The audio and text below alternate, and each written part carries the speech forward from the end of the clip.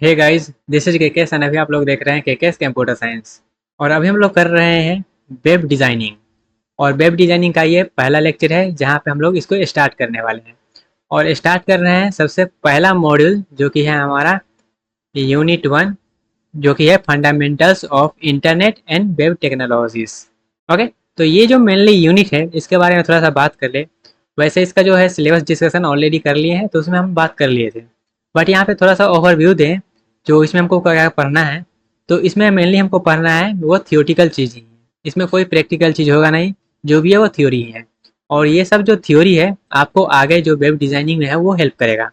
इसमें हमको पढ़ना है जो मेनली थ्योरी वगैरह पढ़ना है, जैसे हिस्ट्री के बारे में पढ़ना है। हिस्ट्री मतलब वो जो है हमारा इतिहास है वो पढ़ना नहीं है।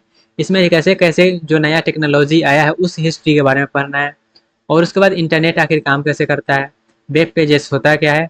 तो जो भी थियोटिकल नॉलेज होता है वेब डिज़ाइन को सीखने के लिए वो सब हम इस यूनिट में पढ़ने वाले हैं। ओके, तो चलिए सबसे पहले हम लोग स्टार्ट करते हैं fundamentals of internet and web technology, जो कि हमारा यूनिट 1 होने वाला है। तो यूनिट 1 में सबसे पहले अगर हमको जो भी काम करेंगे वो इंटरनेट में ही काम करेंगे। कोई भी वेबसाइट बना के आप अपलोड करिएगा तो इंटरनेट पे ही करिएगा, या फिर जो भी अभी के जो टाइम में आप जो भी चीज़ करते हैं वो इंटरनेट के ही हेल्प से करते हैं। ओके, तो सबसे पहले ये समझना हमको ज़रूरी है जो इंटरनेट आखिर होता क्या है। ओके, और वो काम कैसे करता है। तो सबसे पहले हम जानते हैं introduction to the internet. Internet आखिर है क्या और वो काम कैसे करता है। तो इंटरनेट का अगर डेफिनेशन पढ़ें या फिर एक प्रॉपर मैनर में उसको हम डिफाइन करें तो कैसे करेंगे। तो आप करिएगा क्या, the internet is a global network. क्या है, एक ग्लोबल नेटवर्क है of the interconnected computers and servers that communicate with each other using standardised protocol. तो यहाँ पे इंटरनेट का ये क्या रहा, एक प्रॉपर डेफिनेशन रहा। क्या बोल रहा है, इंटरनेट क्या है, एक नेटवर्क है जहाँ पे क्या होता है बहुत सारा जो सर्वर्स है या फिर जो भी कंप्यूटर है या फिर जो भी डिवाइसेस है वो आपस में इंटरकनेक्ट रहता है, ताकि वो आपस में क्या कर सके, कम्युनिकेट कर सकें, डाटा को शेयरिंग कर सकें। और ये जो भी काम होता है शेयरिंग करने का, उसको कम्युनिकेट करने का, वो सब प्रोटोकॉल के जरिए होता है। ओके, तो प्रोटोकॉल वगैरह क्या होता है वो सब आपको जब पता चलेगा, जब आप कंप्यूटर सिस्टम जो है वो पढ़ेंगे, कंप्यूटर नेटवर्क जब पढ़ेंगे तब। लेकिन फिलहाल के लिए क्या एक रास्ता होता है, प्रोटोकॉल एक तरीका होता है जिससे हम एक, जैसे मान लेते हैं नंबर होता है, उस नंबर के जरिए हम उसी को कनेक्ट करते हैं। जैसे कि घर जाने का कोई एक रास्ता होता है, एक घर नंबर होता है। तो जब वो नंबर आपको बताएंगे तो, या फिर ऐसे समझ सकते हैं जैसे किसी को आप कॉल करते हैं तो एक नंबर के जरिए उसी को कॉल करते हैं ना, क्योंकि सिस्टम तो बहुत सारा है, मोबाइल नंबर बहुत सारा है, वहाँ पे सिम बहुत सारा है। लेकिन आप किसी को एक स्पेसिफिक पर्सन को आप कॉल करना चाहते हैं तो वहाँ पे उसका एक स्पेसिफिक नंबर होना चाहिए। उसी को आप यहाँ पे प्रोटोकॉल के जरिए रिलेट कर सकते हैं। जो प्रोटोकॉल क्या है, एक नंबर है जिससे सिर्फ उसी चीज़ को एक्सेस किया जा सकता है। ओके, उसमें दूसरा चीज़ को एक्सेस नहीं किया जा सकता है जब तक हम उसमें दूसरा नंबर ना देंगे तब तक। इस तरीके से समझ सकते हैं, एक तरीका ये है प्रोटोकॉल को समझने का। तो यहाँ पे मेनली समझाने का मतलब ये है इंटरनेट आखिर होता क्या है। तो आई होप आपको समझ में आ गया होगा जो इंटरनेट आखिर है क्या। ओके, इससे पहले आप इंटरनेट को यूज़ कर रहे होंगे बट इंटरनेट होता क्या है वो समझ में नहीं आ रहा होगा, लेकिन अब आ जाना चाहिए। जैसे कि एग्जांपल के तौर पे यहाँ पे एक जो है फिगर बताया गया है। जैसे कि मेरा क्या है, ये ग्लोबल नेटवर्क है जिसमें एक सिस्टम ये है, दूसरा सिस्टम यहाँ पे है। ठीक है, और यहाँ पे एक मोबाइल डिवाइस है जो कि सर्वर वगैरह है, वो सब यहाँ पे क्या है, ग्लोबली कनेक्ट है। और यहाँ पे कनेक्ट किसके जरिए है, जब भी हम कोई चीज़ एक्सेस करना चाहेंगे तो वो तो प्रोटोकॉल के जरिए ही एक्सेस होगा। बट अगर कोई चीज़ कम्युनिकेट करना चाहता है, जैसे कि ये जो सिस्टम है इस डिवाइस से कम्युनिकेट करना चाहता है, तो किसके जरिए कम्युनिकेट करेगा, ये करेगा जो है नेटवर्क के जरिए, या फिर उसको बोल सकते हैं इंटरनेट के जरिए ये क्या करेगा, कम्युनिकेट करेगा। जैसे कि समझ सकते हैं एक चीज़ और ये, जैसे मान लेते हैं यहाँ पे आप हैं कॉलेज में बैठे हुए हैं। ठीक है, कॉलेज में या फिर घर पे जहाँ पर ही होंगे, वो आप बैठे हुए हैं और यहाँ से मैसेज सेंड कर रहे हैं। लैब वगैरह में बैठ के जनरली आप करते ही होंगे, जो यहाँ पे मैसेज सेंड कर रहे हैं। जैसे मान लेते हैं यहाँ पे आप बैठे हुए और अपने जीएफ को मैसेज सेंड कर रहे हैं। ठीक है, तो ये अलग डिवाइस है डिवाइस 1, और ये अलग डिवाइस है डिवाइस 2। तो ये दोनों जो है एक जगह तो नहीं है, दूसरे दूसरे जगह पे है।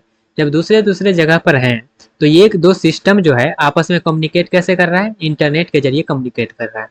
ठीक है, नेटवर्क के जरिए क्या कर रहा है, कम्युनिकेट कर रहा है। तो आई होप आपको जो है इंटरनेट का जो बेसिक फंडा है वो क्लियर हो गया होगा। जो इंटरनेट आखिर होता क्या है, वो कम्युनिकेट कैसे करता है। तो वो जो कम्युनिकेट करता है वो एक प्रोटोकॉल के जरिए कम्युनिकेट करता है। और वो जो प्रोटोकॉल होता क्या है उसको डिटेल में आप समझिएगा जब कंप्यूटर नेटवर्क पढ़िएगा तब। लेकिन फिलहाल के लिए उसको समझने के लिए हम मोबाइल नंबर से रिलेट करके आपको बता दिए हैं। तो इंटरनेट का तो फंडा क्लियर हो गया। अब ये समझते हैं जो इंटरनेट आखिर काम कैसे करता है। इंटरनेट आखिर काम कैसे करता है, इंटरनेट होता क्या है वो तो समझ में आ गया। अब इंटरनेट आखिर काम कैसे कर सकता है, वर्किंग ऑफ इंटरनेट। तो जैसे मान लेते हैं आप कहिएगा इंटरनेट का काम करवाते हैं, जैसे मान लेते हैं कोई भी ब्राउजर पे गए और वहाँ पे सर्च बारे में क्या करते हैं, सर्च बारे में आप कोई चीज़ वहाँ पे इंटर करके वहाँ पे राइट करके जो भी चीज़ आप सर्च करना चाहते हैं और सर्च कर लेते हैं, और वो सब क्या होता है, पेज लोड होकर आपको आ जाता है। तो क्या इतना ईजिली वो काम हो जाता है? क्या जो आप इंटरनेट यूज़ कर रहे हैं, कोई चीज़ आप वहाँ पे सर्च कर रहे हैं, क्या ईजिली वहाँ पे आपसे इंटर किया और आ जाता है? क्या इतनी आसान काम है? तो नहीं, इतना आसान नहीं होता है, बहुत सारा उसमें स्टेप्स होता है। वो उतना ही समय में उतना स्टेप कंप्लीट कर लेता है। वो कौन कौन सा स्टेप होता है अब हम लोग समझते हैं। ओके, तो इससे पहले आप ब्राउजर को यूज़ कर रहे होंगे, बट आज के बाद जो ब्राउजर का आप यूज़ करिएगा तो उसमें कौन कौन सा स्टेप से वो जो रिकॉर्ड आ रहा है, वो जो डाटा आ रहा है फेच होके, वो आप थोड़ा सा ध्यान दीजिएगा।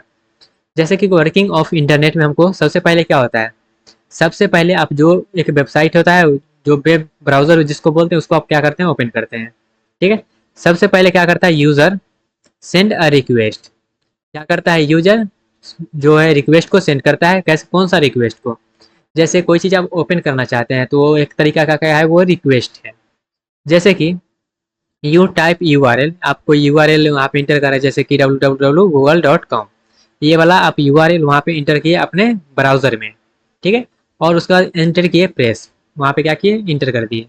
अब इंटर करने के बाद क्या होता है, www.google.com लिखे और वहाँ पे इंटर करने के बाद डायरेक्टली आप जो है पेज लोड होके आ जाता है। लेकिन वो लोड कैसे होता है आप समझिएगा। सबसे पहले जो आप वहाँ पे लिखते हैं www.com, वो जो लिखते हैं वो क्या होता है, एक यूआरएल है, और उसका जो में नाम है वो क्या होता है, आईपी एड्रेस में कन्वर्ट किया जाता है। ठीक है, डोमेन नेम सर्वर का नाम सुने होंगे, या फिर नहीं सुने होंगे तभी सुन लीजिए। This URL is actually just a name pointing to the IP address.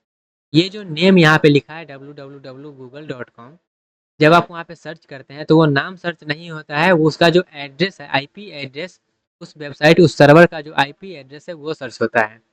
ठीक है, वो जो होता है वो सर्च होता है। जैसे कि गूगल का एग्जांपल के तौर पे मान लेते हैं ये वाला आईपी एड्रेस है। अब ये आईपी एड्रेस होता क्या है, तो एक तरीका का यूनिक आईडी होता है जिसके कारण हम उसको ओपन करते हैं। ओके, तो ये सब जो है आप जब कंप्यूटर नेटवर्क पढ़िएगा तब वहाँ पे पढ़ना है डिटेल में, लेकिन फिलहाल के लिए एक नंबर होता है जिससे हम उसको एक्सेस करते हैं। ओके, तो जैसे आप google.com एंटर किए तो उसका क्या किए आप, और आपको लिखे हैं google.com, लेकिन जो एक्चुअली में पास हो रहा है वो क्या हो रहा है, उसका आईपी एड्रेस पास हो रहा है। ओके, उसके बाद क्या हुआ, जैसे मान लेते हैं आप यहाँ पे इंटर लगा दिए, वहाँ पे आईपी एड्रेस पास हो रहा है। उसके बाद दूसरा टर्म होता है DNS. DNS means domain name system. Domain name system या फिर सर्वर बोल सकते हैं, जो कि क्या करता है, डोमेन को क्या करता है, रिजॉल्व करता है। डोमेन को रिजॉल्व करने का मतलब क्या है, your computer takes DNS server translate domain into IP address, जो लिखा है उसको क्या कर रहे हैं, आईपी एड्रेस में कन्वर्ट कर रहे हैं। अब इसका सिंपल सा मतलब ये है, मान लेते हैं इसको रिलेट करते हैं, आप जब वेबसाइट वगैरह यूज़ करते होंगे उसमें, तो सबसे पहले क्या किए, सबसे पहले आप यूज़ किए कोई भी सिस्टम को लिए और उसके बाद वहाँ पे लिख दिए www.com या फिर www.google.com। ये लिखने के बाद आप वहाँ पे इंटर किए। अब इंटर तो किए हैं, लिखे नहीं, आप वहाँ पे लिखे क्या है, लिखे हैं google.com, लेकिन पास क्या होना चाहिए, पास होना चाहिए उसका आईपी एड्रेस। तो उसका आईपी एड्रेस जब पास होना चाहिए तो वहाँ पे आईपी एड्रेस आना भी चाहिए, और वो जो आईपी एड्रेस है किसके जरिए आएगा, वो आएगा मेरे पास डोमेन नेम सर्वर या फिर सिस्टम के जरिए। डोमेन नेम डीएनएस के जरिए जो है उसका जो है ये डोमेन है, उसका ये जो है आईपी एड्रेस में वो रिजॉल्व होगा। तो दूसरा स्टेप जो आईपी एड्रेस में रिजॉल्व हो रहा है वो कौन कर रहा है, वो कर रहा है डीएनएस डोमेन नेम सर्वर। कोई भी वेबसाइट आप ओपन करते हैं वहाँ पे जो आप उसका सिर्फ नाम लिखते हैं, लेकिन वो नाम नहीं पास होता है, वो होता है उसका आईपी एड्रेस पास होता है, जो कि डीएनएस के जरिए वो आईपी एड्रेस में कन्वर्ट किया जाता है। आई होप दो स्टेप आपको क्लियर हुआ। तीसरा स्टेप, तीसरा स्टेप है हमारे पास request change to the web server.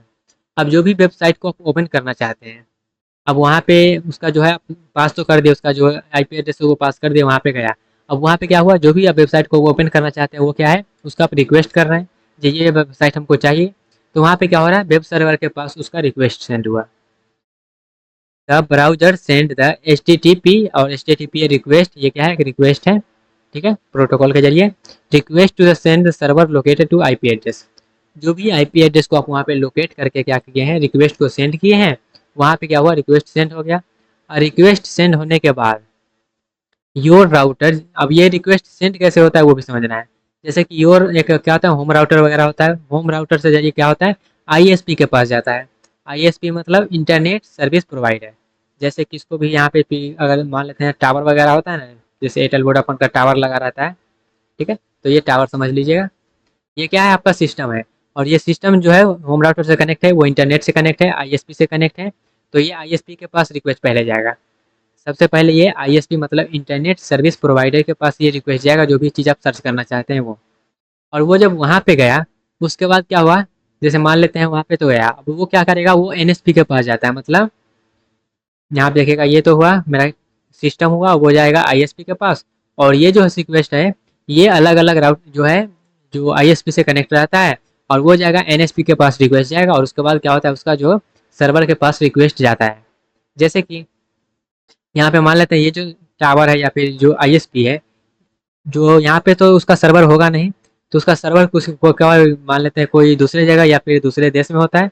तो बहुत सारा आईएसपी जो होता है आपस में कनेक्ट होता है, उसको एनएसपी बोलते हैं।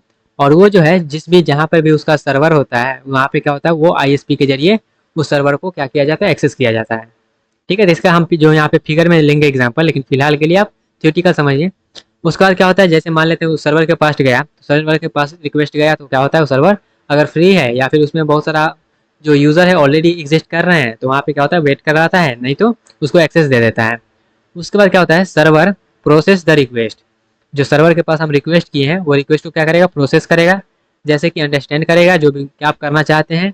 तो गूगल को, जैसे गूगल को ओपन करना चाहते हैं, तो गूगल को होम पेज को क्या करेगा, वो एक्सेस करवाएगा।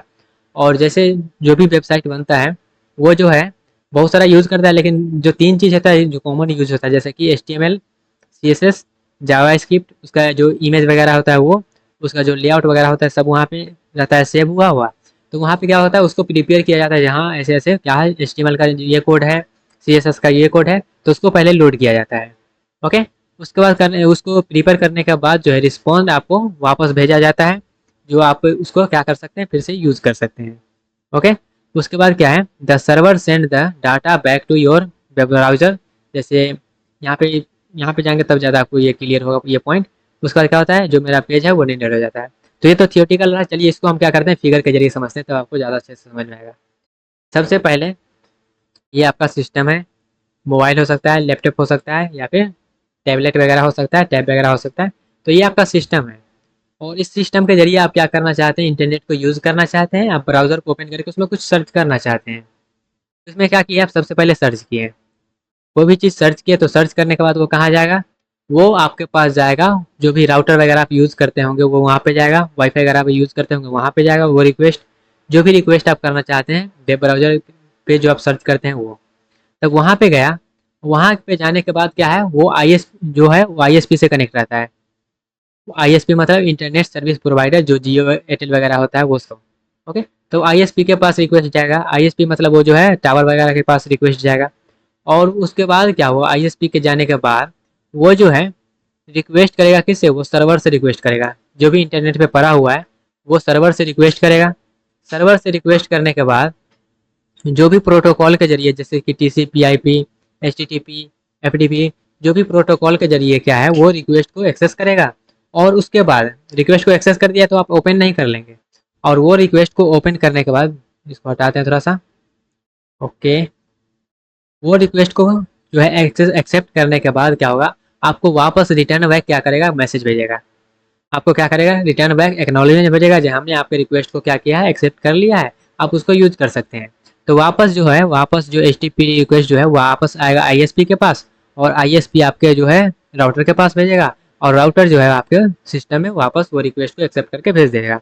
और जो भी उसका पेजेस है, पेजेस, वो आपको सिस्टम में लोड होता हुआ दिख जाएगा। तो इतना सारा जो है घनचोल जो है चक्कर यहाँ पे रहता है, लेकिन आप जब इंटर करते हैं तो डायरेक्टली ओपन हो जाता है। तो डायरेक्टली ओपन होने के बीच में जो इतना सारा कॉमन रास्ता है, तो ये तो हम बस ब्रीफ में बताए हैं। इसमें और भी जैसे कैसे वो एक्सेस होता है, कैसे वहाँ पे प्रोटोकॉल एक्सेस होता है, तो सब कुछ वहाँ पे और भी चीज़ है जो कि आपको एक डिफरेंट सब्जेक्ट जो कि है कंप्यूटर नेटवर्क, वहाँ पे समझ में आएगा।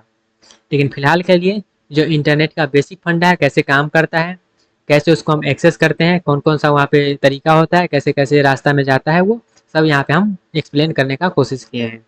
ओके, आई होप आपको समझ में आया होगा जो इंटरनेट आखिर होता क्या है और इंटरनेट कैसे काम करता है, और उसका जो पिक्चर वगैरह है वो भी आपको समझ में आ गया होगा। ओके, तो गाइस जो भी इसका रिलेटेड फीडबैक होगा जरूर दीजिएगा, क्या इम्प्रूव और किया जा सकता है, या फिर क्या आपको सही लगा, या फिर कौन से पॉइंट पे आपको डाउट है। ओके, मिलते हैं अपने अगले टॉपिक पे, तब तक के लिए bye bye, tata, take care and all the best.